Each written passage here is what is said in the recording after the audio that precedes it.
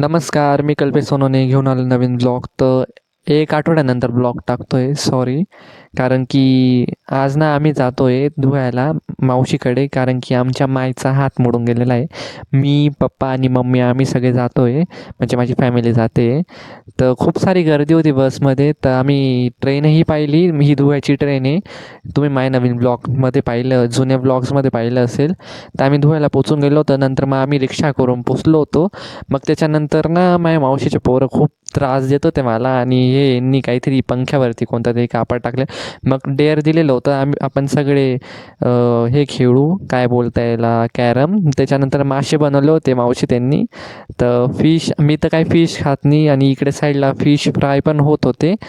तर त्याचेही व्हिडिओ बनवून घेतला मी. आणि माझ्या पप्पांना खूप आवडले होते फिश आणि फिश फ्राय. किती तेल टाकलेलं आहे. जर तुम्हाला व्लॉग आवडला असेल तर सबस्क्राईब हे करा आणि लाईकही करा. Thank you for watching.